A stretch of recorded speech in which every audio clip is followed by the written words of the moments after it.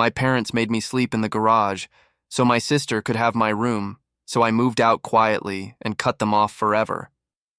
I'm a 26-year-old guy, and I don't think I've ever felt like a real member of my own family. Not truly. Not in the way my sister did. I was born first, but from the moment she arrived 2 years later, I faded into the background like old wallpaper, always there, always ignored. Growing up, I didn't understand why I was always the one in trouble. If we both spilled juice, I got yelled at. If she threw a tantrum, I was told to calm her down. I started to believe maybe that was just how things worked. That older siblings were supposed to be the shields. That maybe love meant being useful, but it was more than that. My parents never hugged me unless someone else was watching. At school functions, they'd light up for my sister's dance recitals, but when I made the honor roll, my dad barely looked up from his phone. "That's your job," he muttered once. "Don't expect a medal for doing what you're supposed to." I remember once I fell off my bike and tore up my knee pretty badly. My mom cleaned the wound, sure, but she was more annoyed than worried. "You should have been watching where you were going," she scolded. That same week, my sister scraped her finger and got ice cream and a day off school. I guess I learned early that my pain didn't matter unless it made someone else uncomfortable. I started keeping everything to myself. My grades, my thoughts, even my dreams. There was no point sharing them. I'd just be told to stop being dramatic or don't make things about you, but nothing, and I mean nothing, prepared me for the moment they kicked me out of my own bedroom because of her, and they didn't even have the decency to warn me. As we got older, the gap between us didn't shrink, it became a canyon. My sister seemed to float through life on a cushioned path, while I walked barefoot on broken glass. Every birthday, she'd unwrap shiny new gifts, a phone, designer clothes, a tablet, while I'd get something practical, like a used backpack or shoes that were a size too big. When I asked why she always got new things, my mom would sigh dramatically like I was exhausting her. "She's younger. She needs more support." "You're the older one. You should understand." "Understand what?" That love came with conditions. Chores were my personal prison. Every Saturday morning, I'd be outside mowing the lawn while she was sprawled across the couch watching cartoons. If I complained, my dad would bark, "Your sister needs her rest. Don't be selfish." The words cut deeper every time. I wasn't allowed to be tired. I wasn't allowed to want anything. When guests came over, they'd praise her for being so sweet and such a star. Meanwhile, I was the kid bringing out snacks, clearing plates, fixing the Wi-Fi. If I ever tried to speak up, I'd get the same dismissive phrases. "Stop exaggerating. You know we love you both equally. Why do you always make everything about yourself?" It worked, too. For years, they made me believe I was the problem, that wanting the same attention and care my sister got made me selfish. I remember lying awake in my garage room years later thinking, maybe they're right. Maybe I'm just difficult, but deep down a quiet resentment was growing. Every excuse they gave her was a brick in a wall between us. And one day, that wall would come crashing down. The first crack started with a single shocking moment. I'll never forget the day everything changed. I was 15, tired from a long day at school, just wanting to drop my bag and collapse onto my bed. But when I opened the door to my room, it wasn't my room anymore. All my stuff, my clothes, books, posters, even the little trophies I'd earned, were shoved haphazardly into boxes stacked against the hallway wall. The walls, once covered in my old movie posters, were freshly painted a soft pink. My bed had been replaced by a bigger one with frilly sheets, and a new vanity sat where my desk used to be. For a second, I actually thought I'd walked into the wrong room. I stumbled back into the hallway. What is this?" My voice cracked. My mom appeared from the kitchen, drying her hands on a towel like this was nothing. "Oh good, you're home. We decided your sister needed your room. She's entering an important stage in her life. She needs space to focus on her studies and her mental health." I stood there, speechless. "You didn't even ask me?" Dad walked past me carrying another box. "Stop being dramatic. You'll be fine in the garage." He said it like it was a perfectly reasonable alternative. "The garage?" I repeated. "It's cold. Mom cut me off. It's temporary. Besides, you're a boy. You don't need all that space. Your sister does." I glanced into my former room, now her room, and saw her sitting on the bed, smiling like she'd won a prize. She didn't even look guilty. I wanted to scream, to throw the boxes, to make them see how cruel this was. but all I could do was swallow the lump in my throat and whisper, "This isn't fair." My dad didn't even look up. "Life's not fair. Get used to it." That night, I dragged my boxes into the cold, echoing garage, my new room. And for the first time, I felt truly disposable. Calling it a room was almost funny, if it hadn't broken something inside me. The garage was never meant to be lived in. The floor was rough concrete stained with oil and dust. The walls were bare sheetrock in some places, exposed beams and wires in others. There was no insulation, no drywall, and definitely no heat. At night, the cold was sharp enough to sting. I wrapped myself in 2 old blankets and still shivered so hard I couldn't sleep. In the summer, the heat trapped in that garage made it suffocating. I'd wake up drenched in sweat, gasping like I was underwater. I tried to tell my parents. Just once, "It's freezing in there," I said one morning, teeth still chattering. "Can I at least sleep on the couch until we get a heater or something?" My dad didn't even look up from his coffee. "It builds character," he said flatly. My mom chimed in without missing a beat. "You're lucky to have a roof over your head. Some kids sleep on the streets. That was their go-to defense for everything." The second I pointed out how awful something was, they'd compare it to someone else's worst-case scenario. Like that made it okay. But the thing that hurt most wasn't the cold, or the heat, or the spiders I killed every night before lying down on that flimsy cot. It was what the whole thing meant. They didn't care. They didn't think I was worth comfort. Or warmth, or dignity. I started to believe it too. Started telling myself I was overreacting. That maybe this was just normal. But deep down, something quiet and dark began to form. A voice that whispered, "This is not how love should feel." And that voice only grew louder when I found out what they told everyone else. A few weeks after I'd been exiled to the garage, we had one of those big family gatherings. Relatives packed into the house, laughter echoing through the halls that no longer belonged to me. I tried to keep my head down, help set the table, pretend everything was fine, but then my aunt, a woman who'd always been a little too observant for my parents' liking, leaned over during dinner and asked casually, "So how's your new room in the garage? Your mom said you wanted more privacy. That must be nice," I froze. My fork hovered midair. "Wanted?" I forced out a smile, but inside, humiliation burned through me like fire. I looked at my parents across the table. My mom was laughing with another relative, acting like nothing was wrong. My dad gave me a quick, almost warning glance, like he was daring me to contradict the story. "Yeah," I muttered weakly. "It's fine." My aunt beamed, completely unaware of the lie. "See? So mature of you to give your sister the room." "Not every boy would do that," I wanted to scream. To tell everyone the truth, that I didn't give my room, it was stolen from me. That I was freezing every night while my sister enjoyed the comfort I'd once had. But I sat there in silence, swallowing the truth like a bitter pill. Something inside me cracked that night. Not loud, not obvious. Just a quiet, irreversible shift. I realized they didn't just take my space. They rewrote the story. Turned me into a willing participant in my own erasure. And in that moment, for the first time, I started thinking, I need to get out of here. If being forced into the garage wasn't enough, it soon became clear they hadn't just stripped me of comfort.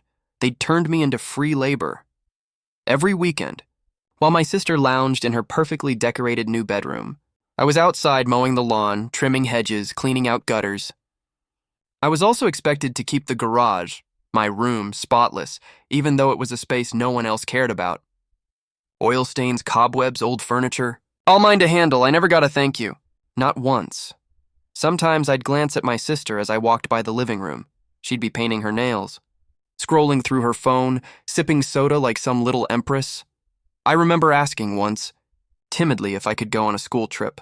It was just a weekend retreat for the science club, cheap, nearby, and I'd already helped fundraise part of the cost. My dad didn't even look up from his newspaper. "Who's going to do your chores while you're gone?" I blinked. Can't someone else do them just this once?" "No," he said. "You don't just get to leave and let everything fall apart." "Fall apart? Because I wasn't there to take out the trash?" My mom chimed in too. "Your sister needs a quiet house to study. You stomping in and out with your clubs and activities is already enough of a distraction." I swallowed the bitterness. Again. But each time they dismissed me, used me, overlooked me, it added fuel to the fire. I wasn't just tired. I was angry. They weren't raising a son. They were raising a servant, and the moment that burned me to the core was still waiting just around the corner. If there was one moment that burned itself into my memory like a brand, it was my sister's 16th birthday. My parents decided to throw her a party so extravagant, it looked like a wedding reception.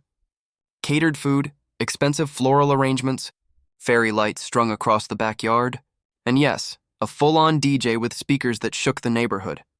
I spent the entire day hauling tables and chairs in 100-degree heat while my sister sat in the shade, getting her hair and makeup done like a celebrity preparing for a red carpet event. Sweat soaked through my shirt, my arms ached, but every time I slowed down, my dad barked, "Pick up the pace. This is your sister's special day." I couldn't help but think back to my birthday earlier that same year. I'd asked to invite a few friends over. Just 3. My mom had said, "We don't have the budget for that kind of thing." And my dad reminded me, birthdays aren't about parties. They're about family. I'd ended up with a store-bought cake and a quick dinner before they turned the TV back on. Meanwhile, for her, there were party favors, matching outfits for her and her friends, even a photographer. Every relative gushed over her. "She's such a sweet girl," one aunt said, watching her twirl under the string lights. I stood off to the side, unnoticed, carrying trays back to the kitchen. And somewhere between scrubbing dishes and dragging another cooler of ice outside, something in me hardened. I realized this wasn't just favoritism. This was a hierarchy. She was their princess. I was their help. That night, lying in the sweltering garage, staring at the cracked ceiling beams, I made a silent decision. I was done waiting for them to see me. I was going to leave. For good. After that birthday party, something shifted inside me. I stopped hoping things would change. Instead, I started quietly laying the groundwork to leave. No dramatic confrontations, no shouting matches. Just silent, methodical planning, because deep down, I knew if I ever told them, they'd try to stop me.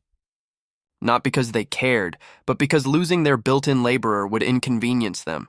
I'd been working part-time at a gas station after school for almost a year. Up until then, most of my money had mysteriously disappeared into family expenses, so I started stashing cash in a sealed envelope hidden inside the lining of my old backpack.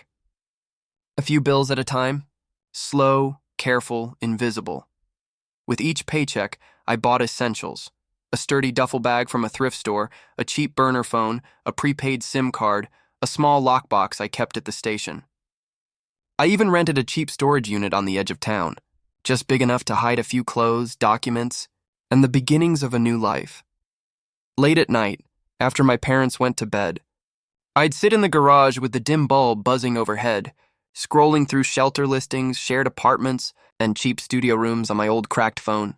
Every listing terrified me, but it also filled me with something I hadn't felt in years: possibility. For the first time, I pictured a life where I wasn't walking on eggshells. A life where silence didn't mean punishment. I remember whispering to myself one night, staring at the duffel bag, "No one will even notice I'm gone." It wasn't self-pity. It was a fact, and that realization, as painful as it was, gave me strength. Because if they wouldn't notice me staying, they sure wouldn't stop me from leaving. I was only a few weeks away from leaving when I decided to check the bank account I'd opened a year ago. It wasn't my primary stash, that was still hidden in the lining of my backpack. But I'd left a small balance in the account my mom insisted on, managing for me when I first started working. I hadn't touched it in months, but when I logged in, something was wrong. The balance was nearly empty. I blinked. Refreshed the page. Again, and again. Almost $600. Gone. My hands were shaking as I clicked through the statements. Transactions for a home goods store, a beauty supply shop, online orders labeled as glam room, and a payment to a local furniture outlet. My stomach dropped. My sister's new vanity set. I'd overheard them gushing about it just last week. That night, I walked straight into the living room and confronted my mom. "Where's the money in my account?" She didn't even flinch. "I used it for family things. You live here too, you know." "Don't lie," I snapped, louder than I'd ever spoken to her. "You bought her furniture." "With my money." She looked up from her phone like I was the one being unreasonable. "Your sister needed it." "You don't need that kind of money right now. Besides, we've paid for your food, your clothes. Don't act like you've been paying rent." I stood there stunned. She wasn't sorry. She was justified. In her eyes, my work was theirs to spend. My value was just a resource. Ungrateful, she muttered under her breath as I walked away. Ungrateful. That word echoed in my ears all night long. Not betrayed, not hurt. Not robbed, just ungrateful. It wasn't just emotional anymore. It was financial, tangible, real. And from that moment on, I wasn't just planning to leave. I was planning to vanish. I waited for the right night like a prisoner waiting for a shift change. It was late, past midnight, and the house was silent except for the hum of the refrigerator and the occasional creak of old wood. I'd packed my duffel bag days earlier, rehearsed every step in my head. No goodbyes, no explanations, just gone. I stood in the garage, staring at the peeling paint on the walls that had been my room for years. This place had witnessed every silent breakdown, every bitter thought I'd swallowed. Now it was about to witness my escape. I pulled out a small piece of paper and wrote one word in black ink. Goodbye. No long letter. No attempt to make them understand. Because they never would. I placed it on the kitchen counter, right where they'd see it in the morning. Then I quietly slipped out through the side door, my duffel strap biting into my shoulder. The night air was cold, but it felt cleaner than anything I'd breathed in that house. I walked 4 miles to the train station, every step a mix of adrenaline and fear. I kept expecting to hear my dad's voice shouting my name, my mom catching me at the door, but the only sound was my shoes hitting the pavement. When I finally saw the station lights ahead, something inside me cracked open. I bought a one-way ticket with the cash I'd saved, climbed aboard the near-empty train, and sank into a seat by the window. My heart was pounding, but for the first time in years, it wasn't from panic. As the train pulled away, I pressed my forehead against the cool glass and whispered to myself, I'm free. And in that quiet, moving darkness, I felt alive. Freedom didn't feel like a movie. It wasn't golden sunlight or instant relief. It was exhaustion, fear, and unfamiliar streets. I ended up renting a bunk in a rundown boarding house, sharing one small room with 3 other guys, 2 ex-cons and a dishwasher who barely spoke. It wasn't glamorous. It wasn't even safe. But it was mine. The walls were cracked, the plumbing groaned all night, and I'm pretty sure something died in the stairwell weeks before I moved in. My bed was a thin mattress with springs that jabbed me in the ribs, and rats scratched inside the walls like they owned the place. But I slept. For the first time in years, I actually slept. No doors slamming, no cold concrete floors, no passive-aggressive comments bleeding into my dreams. I picked up a second job bussing tables at a late-night diner. Between that and the gas station shifts, I barely had time to eat. Some nights I skipped meals just to make rent. My legs ached constantly and I walked everywhere because I couldn't afford bus fare, but I didn't care because every dollar I earned was mine. Every second of peace was mine. Even the rats scratching in the walls felt like background music compared to my parents' voices. Sometimes, in the middle of folding napkins at the diner or restocking gum at the gas station, I'd get these sudden flashes of memory, my dad telling me I was ungrateful, my mom brushing off my pain. And I'd pause, grip the counter, and breathe through it, because I wasn't their servant anymore. And even though I was tired and broke and scared, I had something I never did before, a future that belonged to me. It happened on a Thursday. I'd worked a double shift at the gas station, then gone straight to the diner for a 9-hour overnight. I hadn't eaten anything all day except a leftover muffin a customer left behind. My legs felt like cinder blocks, and every blink burned. When the shift ended, I stepped outside into the blinding morning sun. The air was thick with heat, the sidewalk radiating warmth that clawed up my spine. I remember thinking, just a few more blocks. Back to the room, back to my lumpy mattress, but I didn't make it. I collapsed face first on the sidewalk outside a dry cleaner's. The next thing I remember is a bright ceiling and a soft beeping sound. My mouth was dry, my arms sore, and when I looked over, an IV line trailed into my skin. I was in a hospital bed. A nurse noticed me stir and walked over, her eyes kind but tired. You passed out from dehydration, low blood sugar, and exhaustion, she said gently. When's the last time you had a full meal? I couldn't even answer.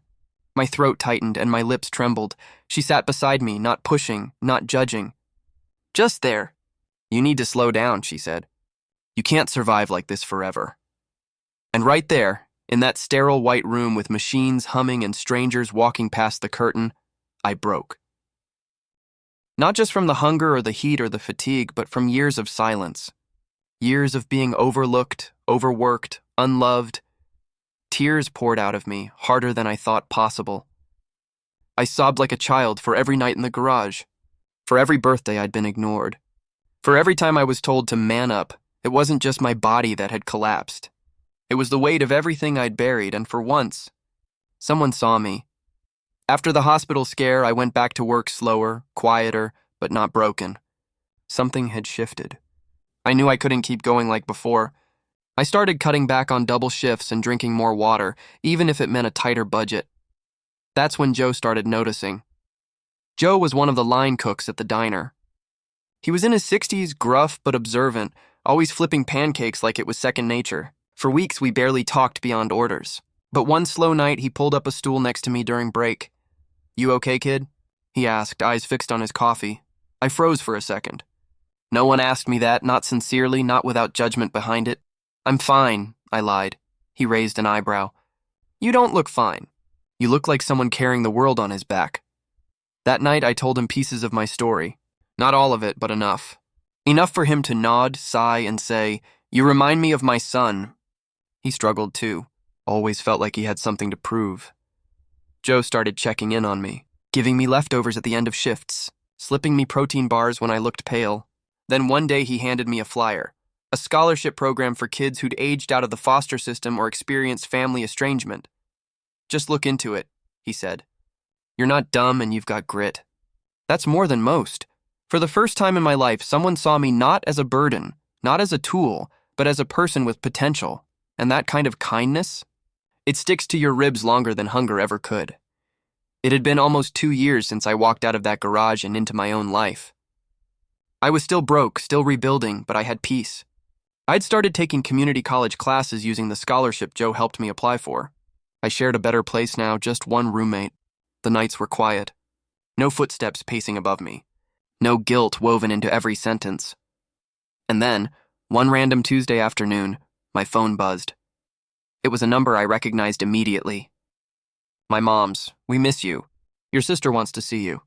Let's talk." I stared at it for a long time. My heart didn't race. I didn't panic. I didn't even feel sad, just tired. Because I knew exactly what it was. Maybe they needed money. Maybe the family was asking questions. Maybe my sister was throwing another party and wanted the appearance of a picture-perfect sibling reunion. But whatever it wasn't love, it wasn't an apology, it wasn't accountability, and I realized something then. Closure doesn't come in a text message. It doesn't come when the people who broke you suddenly remember you exist. It comes when you decide you're done letting them shape your story. I didn't respond. I didn't even type anything out and delete it. I just pressed and held the message. And hit delete. It felt better than I expected. Not cold. Not harsh, just final. Because I wasn't that boy in the garage anymore. I was the man who walked away and never looked back. If you've ever felt like an afterthought in your own home, like you had to earn love just by existing quietly and doing everything right. I see you, I'm not telling this story for pity. I don't want sympathy. I'm not angry anymore, not in the way I used to be. I don't lie awake at night wondering what I could have done differently. Because now I know, the problem wasn't me. Sometimes the family you're born into just isn't the one that deserves you. That's a truth a lot of people don't want to hear. Society loves to romanticize family. But they're your parents, people say. They did their best. Maybe they did. But that doesn't mean their best didn't break you. If you're still living in that place, if you're walking on eggshells, being told your feelings are too much, being gaslit into thinking love is conditional, you're not crazy. You're not ungrateful. You're not selfish, you're just being drained, and I promise you there's life beyond that. It's scary. It's lonely at first. You'll question everything. You'll cry when no one's watching. But little by little, you'll start to breathe again. You'll meet people who don't need you to shrink so they can shine. You'll find quiet mornings that aren't filled with dread. You'll learn what safety actually feels like. You're not alone. And you're not broken. You're just finally learning how to stop surviving and start living. That's what happened to me. And I hope, God, I hope it happens for you too. because no one should ever feel like a stranger in their own home. Today, I live in a tiny one-bedroom apartment above a bakery.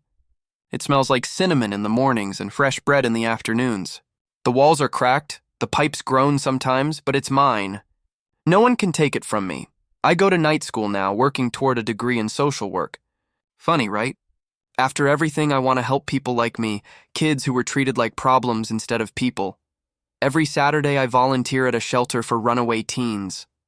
I sit with them, I listen. I don't judge. I tell them what no one ever told me. You matter. You don't have to earn kindness.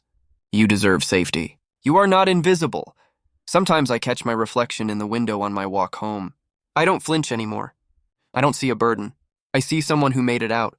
My parents still don't know where I am. I imagine they tell people all kinds of stories. That I left to find myself. That I was always distant.